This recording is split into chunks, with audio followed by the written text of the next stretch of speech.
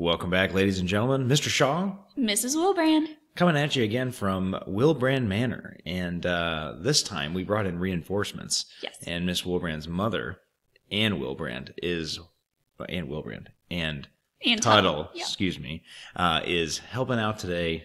So it's a 2-on-2, 2 people, 2 babies. Yeah. We're good. Yeah, last time Aaron said he was fine, but he looked real flustered. And then when Mr. Shaw and Baby Shaw left, he informed me we were only having one child. So I called my mother this time to help him. So. All right, so we're good to go. So this is actually going to cover both Teddy Roosevelt and Woodrow Wilson. So that's going to be Learning Objective 2.3 and the Progressive Presidents, okay? Fun fact, Aaron wanted to name our baby Woodrow. So nice. We did not. So nice. Woodrow Willbrand, that would have been good. What are you going to do? We'll talk about it later. Baby number 2. All right, so we have some objectives for you guys. You guys are going to describe the belief system of Teddy Roosevelt and the actions taken by Roosevelt to advance progressive ideas. So the Spanish-American War, we're going to get much more into that like next unit or during imperialism, but this is just this is really where Teddy Roosevelt rose to national fame. He had been a New York State politician for a long time. And anyway, he decided he wanted to join the army, and he was rejected because he didn't have good enough eyesight, and he was a very sickly child when he was growing up, and so he had like asthma, all kinds of weird stuff. Anyway, so he thought, I'll just go myself. And he did. So, again, in the Spanish-American War in 1898, he recruits and pays a volunteer force to fight in the war, and they're called the Rough Riders. And he, in the only actual battle in Cuba during that one, he actually won a lot of glory there. And I don't know why he won glory, is all capitalized, but whatever. It's a big deal. It's a big deal. At the Battle of San Juan Hill. And again, this is what really rose him to national prominence. It's going to basically be the first step on his road to the presidency. You have to understand, like the win at San Juan Hill, it's all over the papers, all over the news. Most homes in America know about it afterwards, and his name is front and center in that battle. So he gets some notoriety that way. Yeah. All right. So he does have some post-war success. He's elected as governor of New York. He becomes the vice president for McKinley, but then McKinley is assassinated, which means Teddy Roosevelt becomes president. Right? That's how it works. Line of succession. Thank you. He was the youngest president to ever hold the office at the age of 42. JFK was the youngest ever elected at 43. That's fun. That's fun facts for you. So just getting into his presidential beliefs, there's a lot of stuff here. So what we are going to focus on for the rest of this presentation is the highlighted stuff, and really anything else that you guys might think is relevant. But I would really stop and focus on just the highlighted stuff. And we're going to talk, obviously he's a progressive. This is the progressive era, and we're talking about progressive era presidents.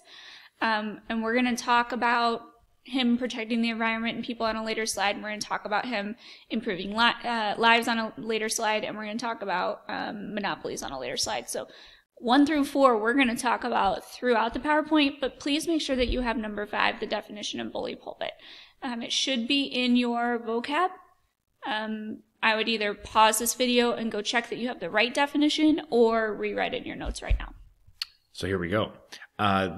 He believes that the government can improve lives, and this is really interesting because a lot of people didn't think that. They didn't think that that was the government's job. They thought the government was just to, protect national defense and things like that. I hadn't seen the government do that either. Remember, the government hasn't been regulating anything in business this whole time during industrialization, so they didn't even know that the government that was their job. To help people. So this is obviously a progressive idea. He believes that that monopolies have far too much power. The government should protect the environment and the people. He was really the first national leader to say that we should start protecting the environment and stop letting these monopolies, these robber barons, so to speak, to just kind of do whatever they want with the environment and cut down trees and just really harm wildlife. So the bully pulpit is his idea of just like he's using the office of the president and his position to influence Congress and the people, and I would even add the media to that as well, to influence them through his words, his speeches, and his actions. And so every president after him have really took on this idea of the bully pulpit and used their position to like influence others. And like we've talked, we haven't really talked about what public opinion is, but that's really going to become very important, especially in our generation. So he's really the first one to care about that, and he wants to start shaping public opinion to get people to support his ideas, of environmentalism and progressivism. And it's really important just because he was the first to do it. And every president after him has now had to be very conscious of public opinion and act accordingly. So some examples there. President Obama used his position as president to push forward healthcare. President Trump is using his position as president to push forward immigration and a few other things. So those are just some small, they're not small, obviously, but some examples of presidents using their position as president to push forward a specific agenda or ideal that they think will help America be better. Also, you'll notice that the bully pulpit itself has really shifted because of technology to an electronic form, especially Twitter nowadays. Mm-hmm. And so that's one thing to note, that it doesn't look the same, but it functions the same way. And the last thing for Teddy is that he believed that he was the right man for the job at this time in history. He sees all of this stuff going on, and he's like, I am going to be the one that can start solving all these problems. You got to believe in yourself. All right, so Roosevelt versus trusts and monopolies. All right, so the problem, of course, is that trusts have control of 80% of all businesses in America, and usually what they do is unfair, and in some cases even immoral, to keep or gain control. The solution is to obviously break up those trusts and to stop monopolies from continuing. So we do have I love this political cartoon, too, the bears. So sad. Bear. I know. So sad. I would, again, a lot of people, like especially cartoonists, like really capitalize on this idea of Teddy Roosevelt as this just manly man and just a man's man trying to, like the hunter, the outdoorsman, all these things. And they definitely had a lot of fun with that. Yeah. And we do too now. So do you want to keep going? Oh, you can. Okay, so again, continuing the Roosevelts and the trusts, again, in 1902, Roosevelt and the federal government sued the Northern Securities Company Railroad Trust, and they won, and that trust was finally broken up. What's interesting about that is that, like we talked about the Sherman Antitrust Act and all the issues that we had associated with that act. And so Roosevelt is basically going to say, like, he's actually going to finally try to put some teeth to the Sherman Antitrust Act and start actually doing these things to prevent trust from just, laughing at the law and the federal government. In 1887, this was before Roosevelt, they passed the Interstate Commerce Act, which is going to be a regulation on railroads and interstate business. And then the Elkins Act of 1903 regulated prices on railroad shipping and travel, and the Hepburn Act of 1906 allowed the Interstate Commerce Commission to set maximum railroad rates. So just one real quick thing is I would really think about the problems of farmers during this time and the populist movement and things like that. Again, this is kind of post-populism now, but this is kind of a reaction to the problems of farmers in a lot of ways. And like now the railroad is finally going to be regulated by the federal government, and it's really going to help out a lot of people, but mostly farmers. All right, so Roosevelt is also going to help unions. This is, again, him bettering the lives for people, especially workers. So in 1902, there's a coal strike, a 5-month-long coal strike. It's going to cripple the USA coal supply because anytime people aren't working, like there's no production, obviously. He is going to bring both sides together of this strike, and he's going to threaten to completely take over all of the coal mines. Him taking over, since he is technically the federal government, would be to federalize these coal mines. This would take away ownership, and then they would be run by the government, which obviously the owners of these mines don't want that because they're going to lose a lot of money and a lot of profit. So this really encourages the owners to fix the problem.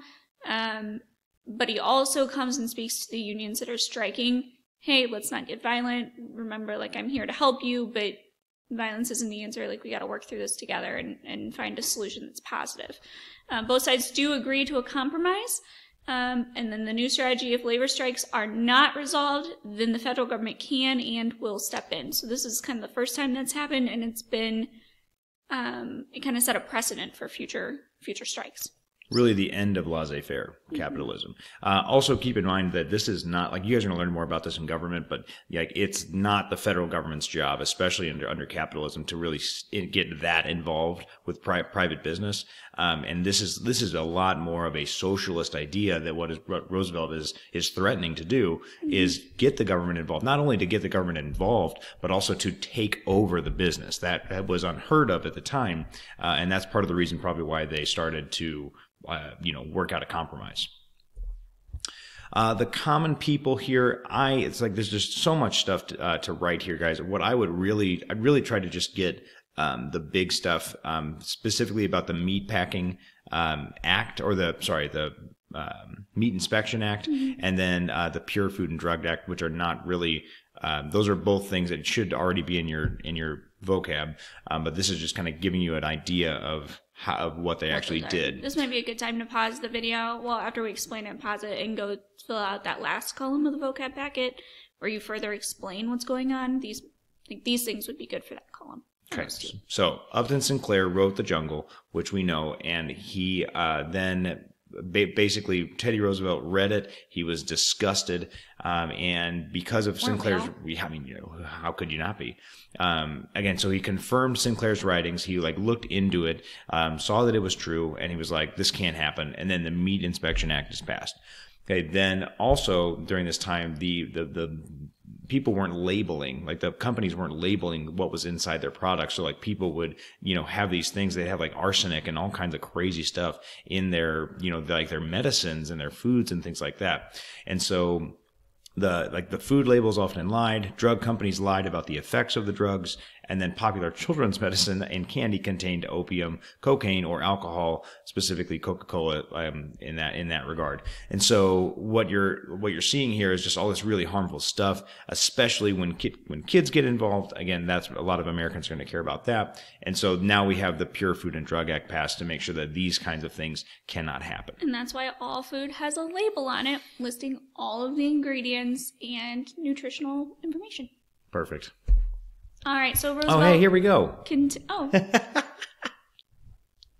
we just keep going? Do you really need this? We just kind of explain this. So the Meat Inspection Act, as you know from vocab, requires cleanliness standards for food and creates a system of grading of different meats. So you see USDA Choice and Select and Prime and all that. Grade A. Uh-huh. Oh, so nice. Pure Food and Drug Act of 1906 halts the sale of contaminated foods and medications and calls for truth in labeling, which we've talked about. So, all right. So he also helps the environment. You got it. You're on a roll. I feel like you just kind of explained the last slide. It's okay. Recap. It was nice. All right. He does design he designs them. He designed it. Keep going. Designates. You're doing great. Designates millions of acres to protect them from industry, and creates a whole bunch of different national parks and protected forests and protects acres of waters and rivers and streams and all kinds of stuff. What you really need to know the highlighted portions, right? So he creates 6 national parks by designating all of this land and protecting it from business owners. And I would just say, again, he is important in this case because he was the first one to do that. There were no national parks before this. Okay. Get on to Woodrow Wilson. Let's go. Let's go. All right, so some objectives for you here. You're just going for it. My goodness. Did you want to? Just keep going. I'll sit back and relax. This is my life. All right. You're going to describe the progressive conflict surrounding the 1912 election and describe the actions taken by Wilson as part of his new freedom progressive agenda. All right, so the first thing is about... No, that's going to annoy me. Okay. Okay, so President Taft is so after in 1908, Teddy Roosevelt does not run for re-election, even though he could, and so he leaves, goes to Africa, and he appoints Taft to be his progressive, successor, and so Taft was elected because of Roosevelt's popularity. Again, Roosevelt was probably the most popular president since Abraham Lincoln. And then Taft's progressivism continued the trust busting of Roosevelt. He was actually better at it than Roosevelt, but he focused less on conservation and the environment, which is going to really make Roosevelt mad when he comes back from Africa in 4 years and decides he's not happy with Taft, and he decides to run again in 1912. Oh, man. So again, in this case, the Republicans, they start splitting. Some are going to focus on Taft, some are going to focus on Roosevelt, and we'll see what kind of happens in the next slide. Oh my goodness. Don't write this one either. I'll just keep going because it's talking about the 1912. Woodrow Wilson is running for the Democrats, and Teddy Roosevelt is not elected as the Republican candidate, and so he decides to start his own party, a third party called the Bull Moose Party or the Progressive Party, however you want to talk about it. And so, again, he focuses on trust busting, protecting the environment, same thing he did before. Taft, again, is going to talk about, he wants not as progressive now, he wants to be more moderate, less on the environment, less government. And Woodrow Wilson, again, he starts talking about this new freedom. And he is a progressive, but he wants to emphasize controlling big banks, big business, things like that. So in the election, because of the third party, the Republicans are split, and Woodrow Wilson ends up taking the vote. So you'll notice here that the Taft and Roosevelt together actually had more of the vote than Wilson did together if you combine them. But since Roosevelt split off those other votes, Wilson is able to win the Electoral College, which again you'll learn more about in government. Sorry about this, guys. This is so embarrassing. There you go. Oh my gosh. Okay. So who is Woodrow Wilson? He's a Southern Democrat who was also progressive, a university president. Actually, the only professor to ever become president. Fun fact. You're full of fun facts today. I'm doing what I can. I love it. His beliefs were to attack concentrations of power, give Americans new freedom, and attack trust, tariffs, and high finance. Keep it going. You're doing great. Can you keep going? All right, so some antitrust actions. He does help pass the Clayton Antitrust Act of 1914, which prevents companies from buying other companies if it's going to create a monopoly. You can't buy another company. It strengthens the Sherman Antitrust Act that we talked about at the very end of industrialization. It allows the government to prosecute owners of companies, and it makes unions officially legal. So before this, unions are not technically legal, and this makes them legal, so they have more of a ground to stand on. So some Federal Trade Commission stuff is also, he also creates that, which is a federal agency that investigates possible monopolies and rule violations. It requires periodic reports and issues hundreds of orders to stop monopolies. Federal Trade Commission, just real quick, is actually really busy right now with social media companies trying to determine if things like Facebook and Instagram, if those constitute monopolies or not. So that's really, we'll see what happens. Anti-tariff actions. We haven't talked a whole lot about tariffs. Tariffs before the 16th Amendment were really the government's only way to make a lot of money. And so what happened is anytime a good is imported from another country, there's a tariff is just a tax on that good, and that just goes straight to the government. So he lowered the taxes on imports, he lowered tariffs, but also the 16th Amendment was passed, which allowed the government to finally tax our incomes as individuals and businesses as well. They used a graduated, which is also called a progressive income tax, meaning that the more money you make, the more the higher percentage of your income goes to taxes. That's really controversial. We'll talk more about that probably, well, never, but if you're interested, let us know. We'd love to talk about it. And also he took actions to lower prices on all goods purchased while also increasing revenue for the federal government. I'm sorry, so that's what happened. So the actions he took lowered prices on all goods while also increasing revenue for the federal government. Dang it. There we go. Okay. All right, so some anti-bank actions as well. The federal government does need some way to regulate banks who are taking advantage of people. The economy goes up and down wildly during this time without warning based on bank actions.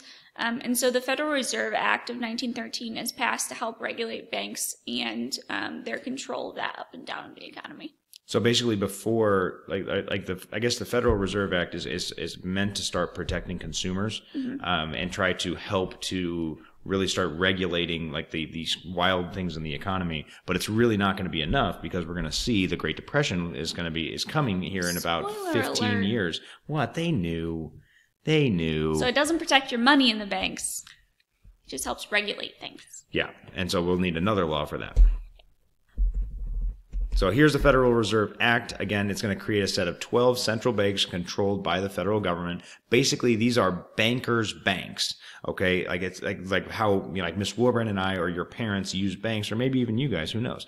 Like how you guys use banks, or how people use banks. These are a bank of banks. So like if a bank needs a loan or they're running low on money, they can talk to the Federal Reserve banks, and then they can get money and or get loans of money and things like that from the banks. And so that's really what's going to help try to stabilize the economy, or at least the money supply in the economy. And that's really relevant. We're not going to get too far into that, but you just need to know that there are bankers' banks that help kind of regulate the amount of money that's in circulation. And by regulating that and the interest rates, it's going to help prevent financial collapse until the 1920s. Oops. Also, like, so I mentioned the loaning money to banks who wanted it. Again, they could save banks who are about to close, because again, if you run out of money, like, what is your purpose anymore? I mean, you're a bank. You're a bank. Like, if you have no money, you can't actually help people. They could issue paper currency in an emergency, although that's going to cause inflation, which is, again, different. Different conversation. Different conversation. We don't have time for it. Again, and also they can influence interest rates, how much it costs to borrow money. So, for example, like if they lower the interest rate, people are going to start spending more money because the interest rate is low, and then that means that they have less money to pay back. If they make it a high interest rate, people are going to spend less money, meaning there'll be more money in the economy. We'll talk about that more in class. Anyway, this was used to prevent financial collapse or soften economic depressions, which they really are going to do a very good job of. But again, we're going to need more things in place after the Great Depression, just because it's not going to be as effective as we need it to be. Right. All right, so... I don't know, there's a fifth one. Yes! We gambled. Okay.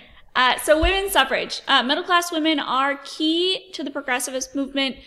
They're frustrated by their lack of ability to vote, especially for the laws that are being pushed through. Suffrage is the ability to vote, right? So you fight for suffrage, you fight for your right to vote. Women's suffrage starts at the state level, but eventually it's going to go federal. And then the 19th Amendment is passed in 1919, allowing all women to vote in the United States. Again, this is really important just because women are usually very progressive in general. Like, women want to protect their families. Like, they actually, like, they're going to look at things like the jungle and be just appalled, like that this is the food that they're giving their families and things like that. Obviously, they're going to want change. And like, meanwhile, men, are usually, again, and I'm harshly generalizing here, but again, it's just not as big on their radar, like certain things like that. So women getting the right to vote is really going to be it's going to be really great for progressives in general and progressive politicians because they're more likely to get elected. Because now we've got like basically doubled the voting population. Exciting. Hey guys, that's it. That's it? We did it. We did it! Only 23 and a half minutes. Oh my goodness. Two presidencies. We're the best. The best. Actually 3 if you count TAP too. Technically 3. So great. Hey guys, we'll see you in the next one. Take it easy. Bye guys.